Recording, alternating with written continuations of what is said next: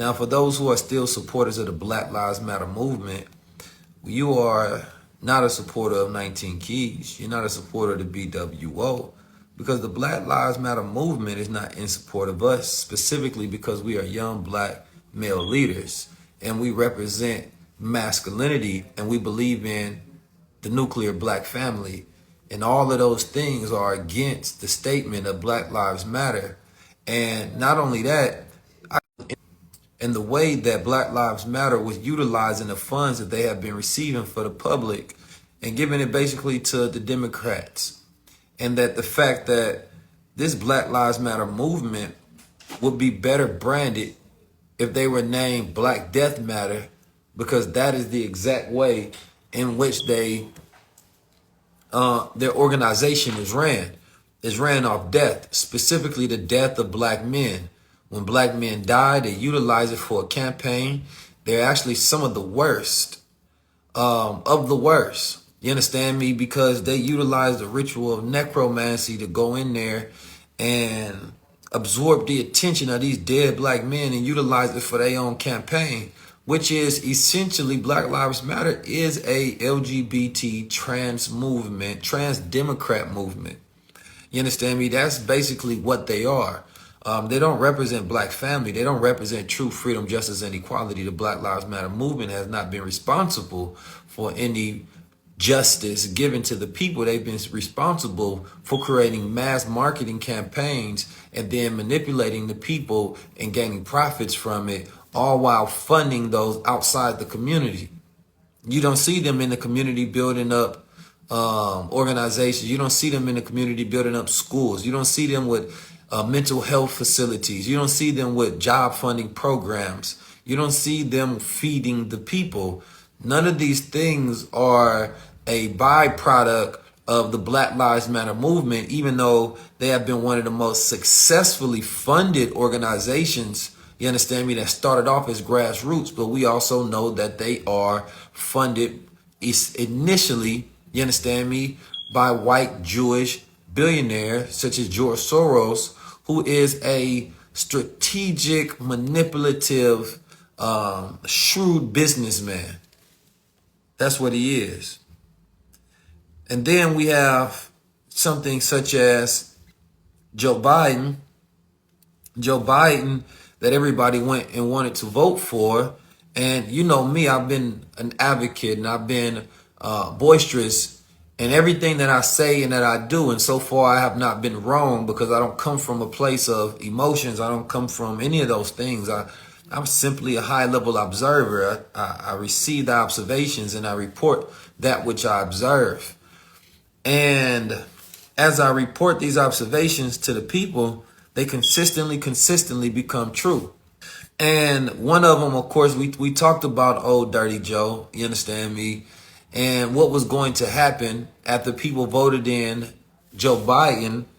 I haven't seen Kamala Harris make any news lately after she was elected as the vice president, which is a figurehead title for a half black woman that we took on as fully symbolic to have any meaning, as if it was going to be some restorative confidence in the minds of black women around the world.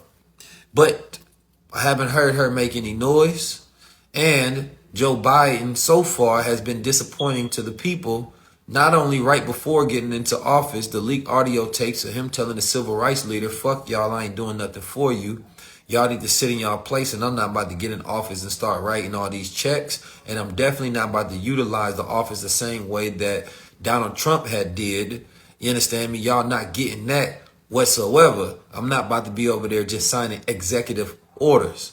First thing he did and got in office, he signed more executive orders than any president in history, directly doing something for the trans, directly doing something for the Jewish community, you understand me, directly doing something for the Asian community, you understand me, the Native American community, and in true reality, everybody but black people, because the same thing that Obama said, you understand me, Obama said that the reason that he didn't talk about reparations was because of white resistance. That, of course, America owes us, but he said it, of course, he waited years after he was no longer president to speak upon this in a cowardly fashion.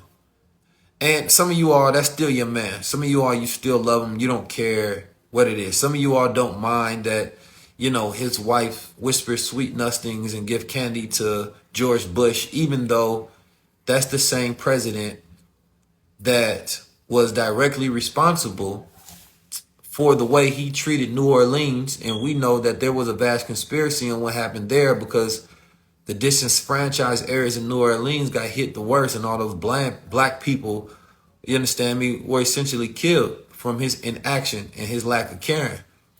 But for some reason, George W. Bush had became cool again, and it was okay for Obama and them to sweetheart. But then we realized that they were all come from the same kilt. They all family. So we get into this observation. None of it is theory.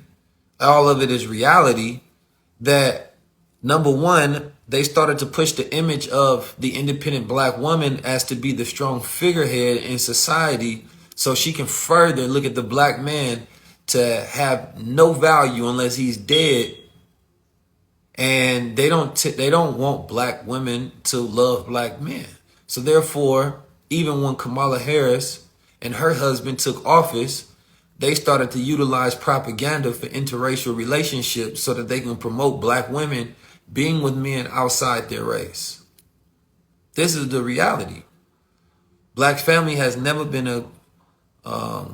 even though it's been the hardest thing that we fought to keep together, somehow revolutionary love has turned into interracial love. Interracial love has never been the most dangerous love. Never. A black man simply being with a black woman, being ripped from his household, you understand me, being told what to do, being dismantled, you understand me, demoralized. That has always been the greatest threat, is that the black woman didn't get to see her man in a position of power and protection. Now we have an emasculation agenda in hip hop and throughout the world, where we accept the Lil Yachty's of the world to be as feminine as they possibly can be. We accept the Old Town Road pink leather wearing little dude. But hip hop was never that at first. It was an image of the masculine. It was an image of the strong, the conscious.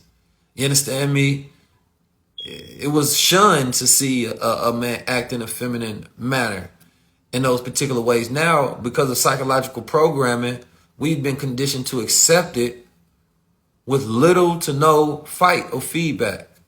And that's not because you've just grown in the way that you think. It's because you've been psychologically programmed and manipulated to think the way they want you to. So therefore, when it's time to put you in check, you're not operating from a place as a masculine man. You're operating as somebody who's assimilated. I got to get this introduction of thought here, because you have to understand how dangerous this is and why we in the position that we in. Because during that time, they told black men like me, well, they didn't tell me to my face, but they wanted us to just shut up and go along. They said black men was the greatest threat to democracy for black people in America, as if us speaking against the process of believing in voting for another ruler was somehow going to put us in a worse position when we talked about being independent. They really did a good job to where they said no, black men, even though black men still showed out and voted for that cracker, but they made it seem like particularly heterosexual black men are the enemy, an enemy of state. And a lot of you all fed into the propaganda. And we said, you know what? I told my son this when I was having a conversation with him. I said, listen, I want Biden to win just so y'all can realize that this shit don't work, that the voting don't work, and that it's a game meant to be played against those who don't have power, only for you to be left with the perception that you do have power. The people getting played right in front of their eyes, and they making you more and more dependent on the government. Why? Because they're destroying your job. So your labor and your skills are not worth as much. So now you become dependent on them so they can create a more socialist reality. And if you're not taught these things and you don't get a reset on your reality, you find yourself just going along to get along. Tax time, stimulus time, and you're not even realizing what's happening all around you the whole entire time. You say, oh, I got a little money, I'm good for the moment. See, politicians know that they don't appeal to your long-term thinking. That's not how you appeal to the crowd. The crowd is not appealed in telling you something that's good for the next 5 to 10 years. They don't present legislation to a people who can only think about next week. No, so they must come up with branding and marketing material so that you can vote for them as long as you get rid of this thing in a moment. What was that thing they used? They used fear, stress, anxiety, hope. Because they said, well, listen, as long as I win, you won. That you don't need anything else. They say as long as Donald Trump is out of office, shit, I did enough for black people. That was the literal sentiment.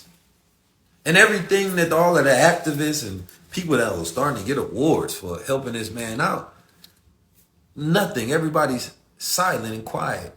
And the economic violence continue to happen because economic hitmen are still the ones in position with their hand on these economic nuclear weapons. So what's $1,400? What's another $300 on top of the unemployment checks when you know how to print your own checks?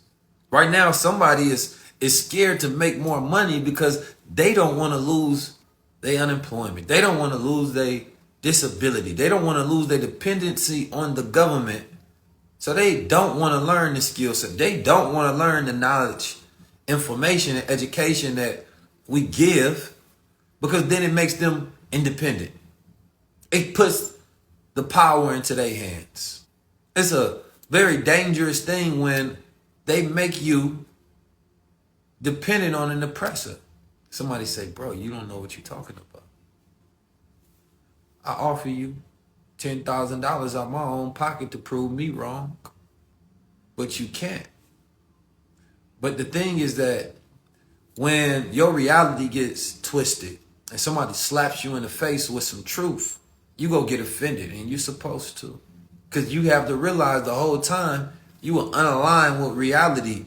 And people don't want the truth because it makes them uncomfortable and it makes them face reality. And the moment you got to face that reality, you're like, oh shit, I was living the wrong way the whole time. Now I gotta change. I gotta make a change. So no, you don't want nobody to come and disrupt your complacency and your comfortability, because dissatisfaction, 100% dissatisfaction brings about a change. And it's not enough people that's 100% dissatisfied with the world. I did probably one of the most important master classes last year. New America. So much tons of free information and the high level observations that was given out. Not a single thing that I said within that was false. Everything came true. And I tell the people, listen, I'm no prophet. I'm just a high level observer. I receive the information. I let it go into the feedback loop of my mind, and we figure out what's credible and what's not. I'm not controlled by what I see, but I control what I see, which allows me to control the reality that I exist in. We broke down stress, anxiety, depression, suicide. And in young people, all of those factors, and especially including suicide, was its highest rate last year. Then we broke down mobilization, automation, digitization, and we gave you a complete breakdown on the things that you need to be paying attention to in order to build your family up. Here you are waiting on a digital stimulus check when you could have made that money 10 times over.